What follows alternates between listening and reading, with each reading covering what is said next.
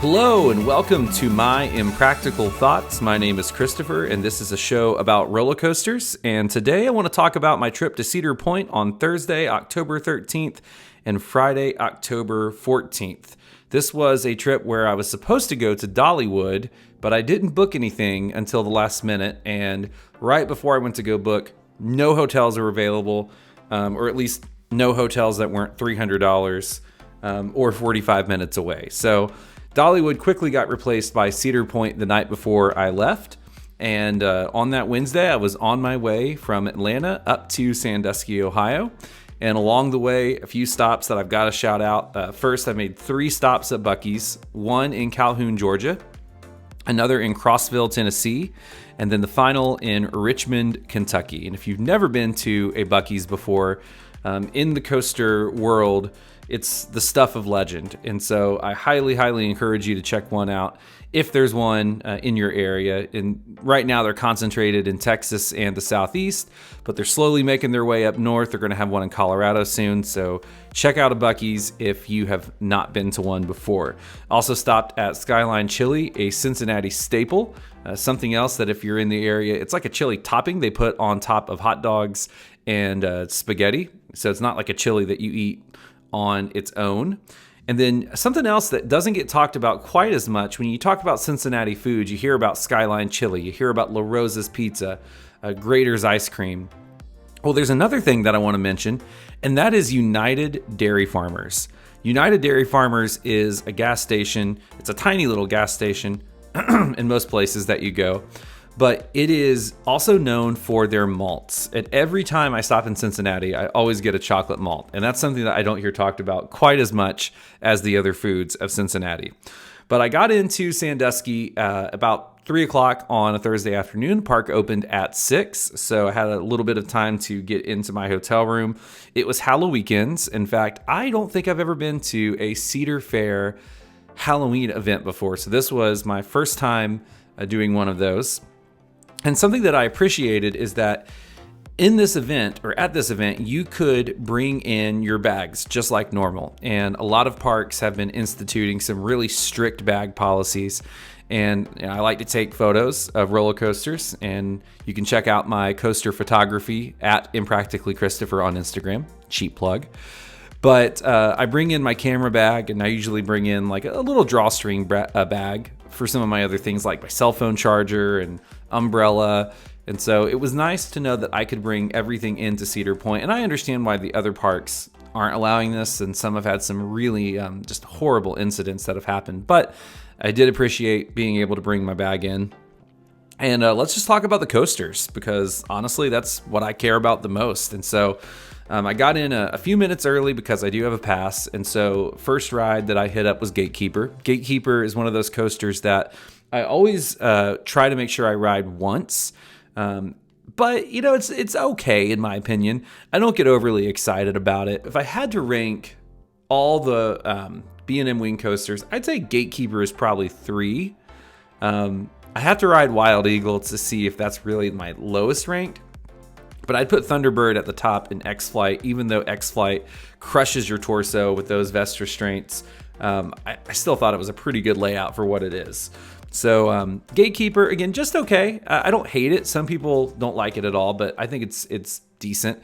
I got a smooth ride. I've had a few pretty rattly rides in the past, but this ride was pretty smooth. And I got to say, whether you love it or hate it, Gatekeeper definitely is very iconic for the entrance of Cedar Point. So I'm glad it exists, and it's good for a ride.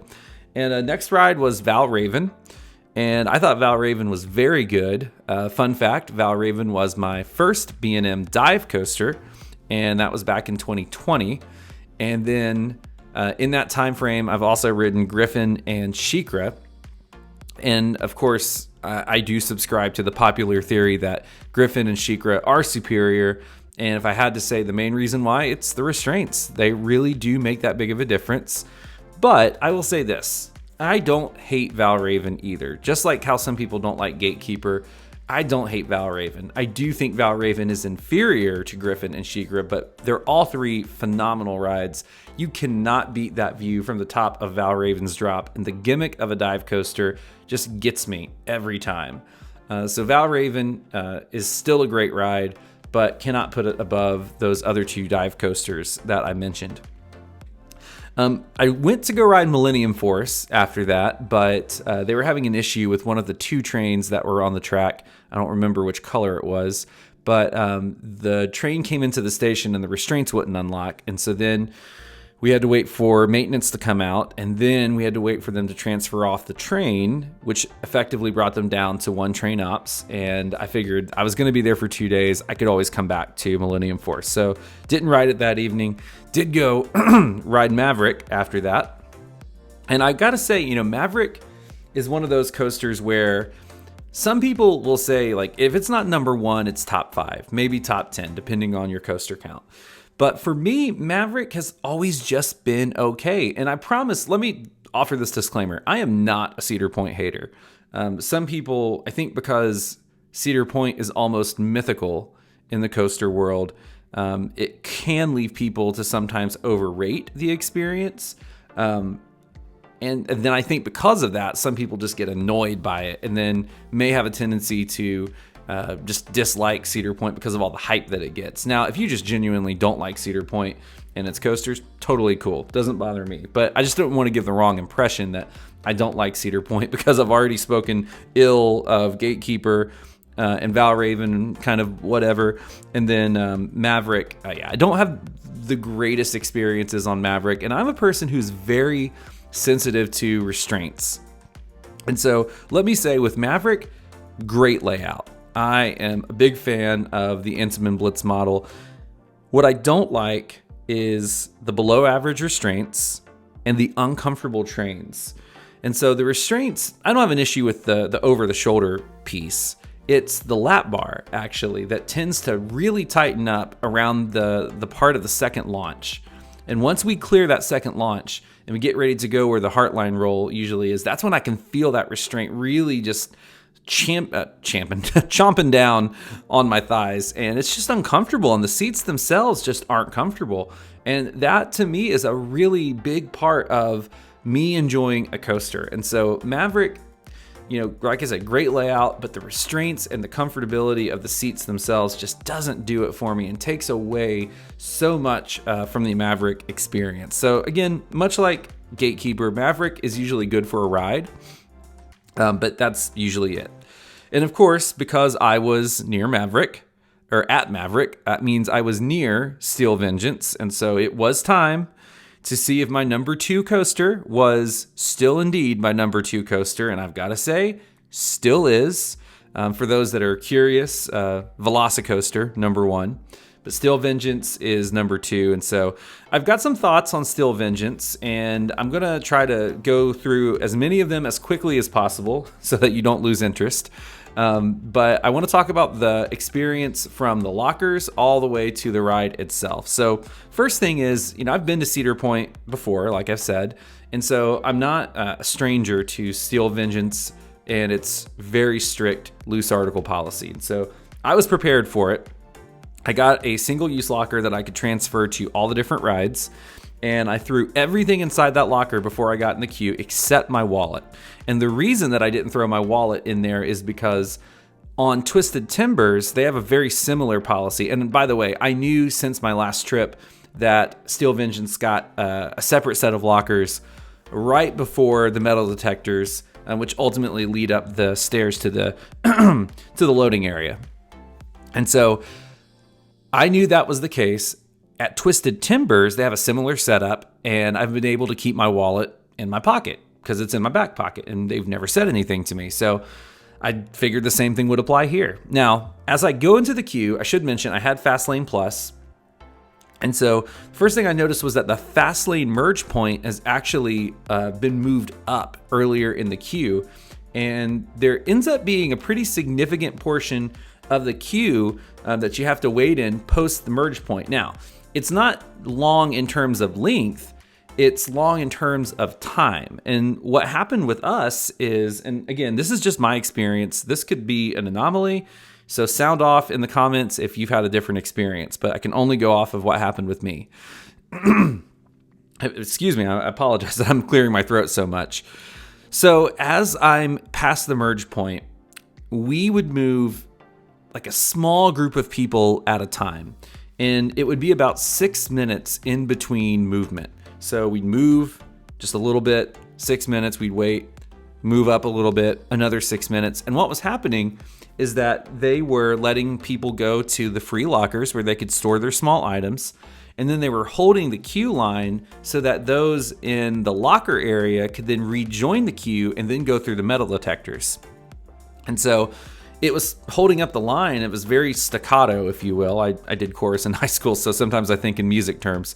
But it was a lot of stop, start, stop, start. And I get why they were holding the line. Obviously, it would just be a complete frenzy free-for-all if they didn't create some order. So I don't blame the ops. This is exactly what they're told to do. And I thought they were doing the best with the situation that they were given. But it definitely made for a frustrating experience the way Cedar Point has laid out the queue line. This next part was because I'm an idiot, and I tried to go through the metal detectors with my wallet in my back pocket. And of course, metal detector goes off, and that's when I learned that they mean absolutely nothing can be in your pockets when you ride Steel Vengeance. Nothing at all. So I actually had to go back to the free lockers and then rejoin the long line of people who were waiting to get through. And so that last part definitely on me, because they clearly say it. They clearly tell you that nothing can be in your pockets. But again, I went by the Twisted Timbers experience, and I thought, well, maybe that doesn't apply to what's in your back pocket. So that one's on me.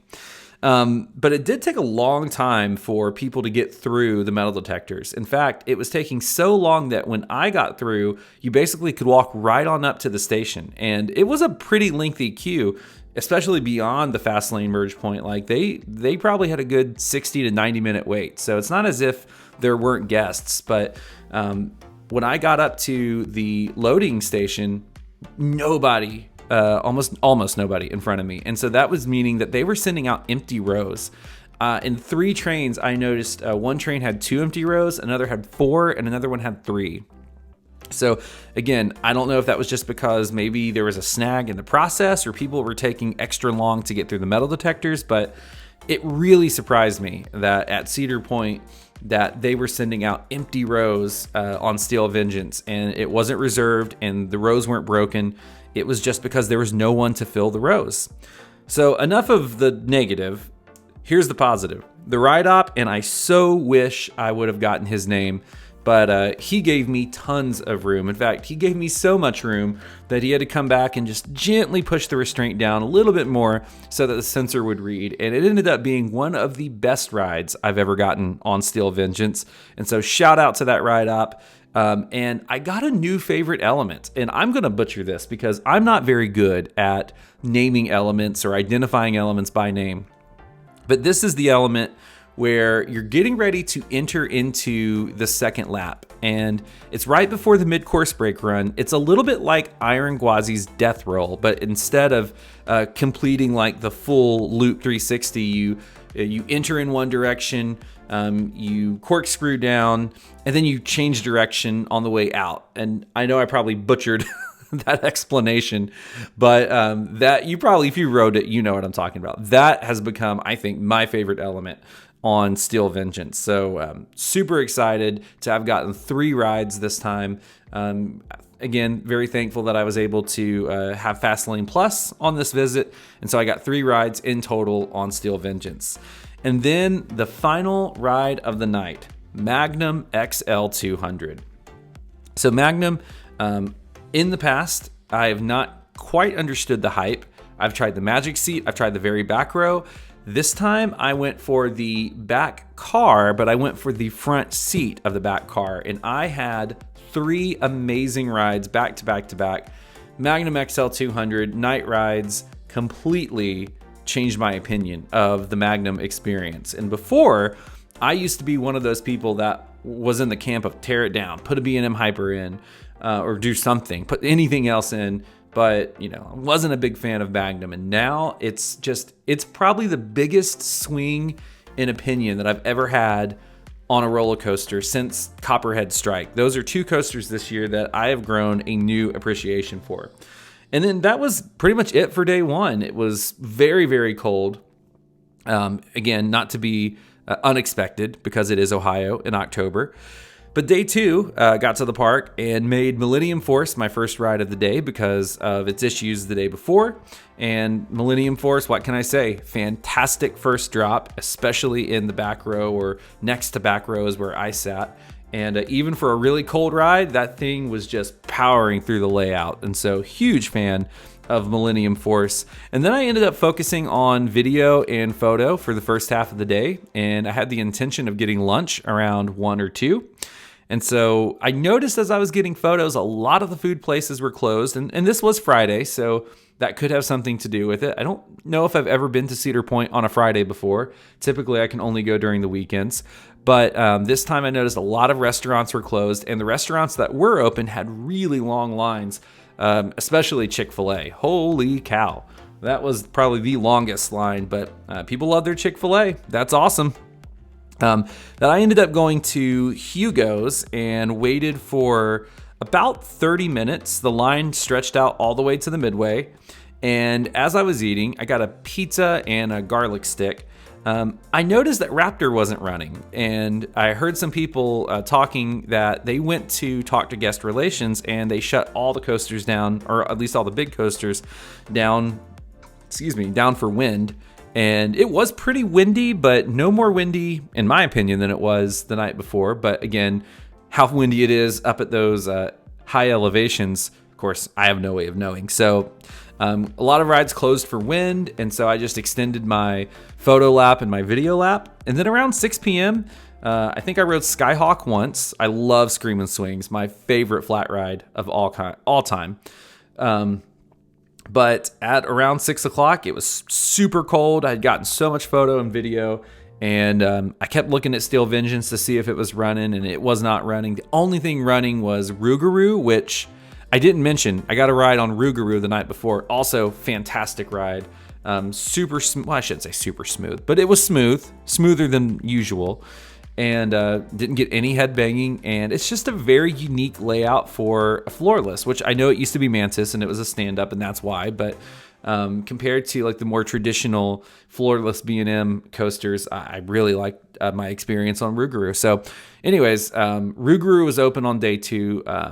Millennium Force was open. Both had extremely long lines. I've never seen a full queue for Rougarou before, but I saw it when I was there day 2 on a Friday. So the crowds were unusually heavy.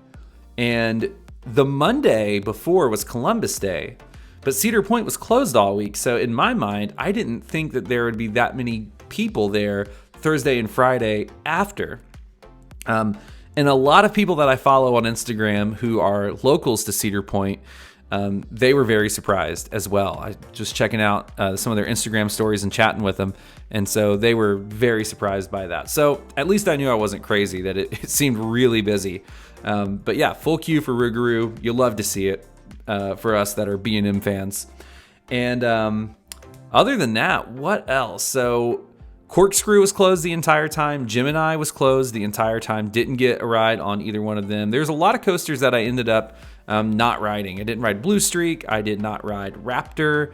I'm sure I'm forgetting 1 or 2. All the kids coasters and family coasters were closed. So, and of course, Top Thrill Dragster, RIP. In fact, that was the main reason why it's taken me so long to get back to Cedar Point, because I was waiting for a decision on Top Thrill Dragster, whether they're going to keep it or they're going to drop it. Of course, they're keeping it, but with an asterisk. So once I got a clear answer, then I said, okay, we're going to Cedar Point, because I was holding out for another ride on Dragster, which before I really started taking coaster ranking seriously, I had Dragster as my number 1. And that's not just me waxing nostalgic. I legit was head over heels for the Dragster experience. So I will miss Dragster as it was, and excited to see what it will be in the future. So that was my Cedar Point experience. And on the way back down to Atlanta, I stopped at Scene 75 in Dayton, and I got my first SBF spinning Visa coaster credit. And Tsunami is the name of that coaster. And let me tell you, it spins, but that big drop in the back, it really is a gut punch when you don't see it coming. And every time we took it, because you do like 3 laps, and every time we took that drop, my stomach just goes right into the lap bar. But one thing you'll learn about me if you don't know me is that I dislike spinning coasters. And it's not because they're bad, it's because my equilibrium just cannot handle it. And maybe it's the fact that I'm 37 and maybe 20-year-old Christopher could have handled it, but 37-year-old Christopher, that's a no-go as much as possible. Or as Hulk Hogan would say in his creative meetings, that don't work for me, brother. So there's your obscure 80s reference for the day. I guess Hulk Hogan's not obscure. He's just outdated is probably the better word for it. So I did ask my friends on Instagram that follow my account if there was any questions they had about my Cedar Point experience, and we got a few in, and so I'm going to read them off. First question came from CLT Coasters. Shout out to him. Biggest surprise of the trip. And I've got to say, it was how much I enjoyed my ride on Magnum XL200. I was, like I said, not a big fan of Magnum before this trip, and it was one of those coasters that I would ride once just to see.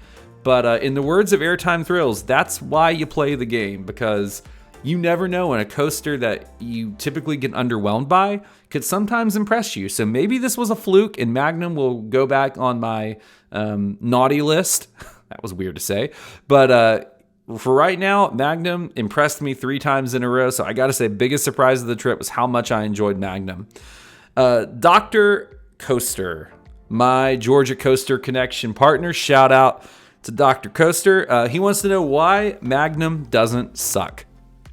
Well, all I can say is the magic seat was not for me. The very back row was not for me. And every time I would sit in one of those rows, it was just getting flung into that lap bar, and it was painful. Like, it's kind of like what I mentioned with Maverick. But this time it was like the front car or the front seat of the back car. I mean, you're still getting flung into the lap bar because those airtime hills at the very end are no joke. But this time it didn't bother me. It's like I was able to enjoy it a little bit more. Maybe it was the cold. I'm not sure. But all I can say is back car, front row, give it a shot next time you're there, and maybe it might change your mind. I know it did for me. Single Rider Coasters wants to know, did you call it Value Raven on purpose? Absolutely, I did. So I was trying to keep up with my story on Instagram, and when I was typing in Val Raven, I typed in VAL, and I want to say like my autocomplete suggestion was like value. And in my mind, I just heard Value Raven. And maybe because I was a little underwhelmed with it, I don't know, maybe it's like how people call things mid. And so I guess that was my way of giving like a slight little dig at Value Raven. And then the Tim Mass, and I hope I said that right. Shout out to Tim, wants to know, what's the coaster you'd want replaced most?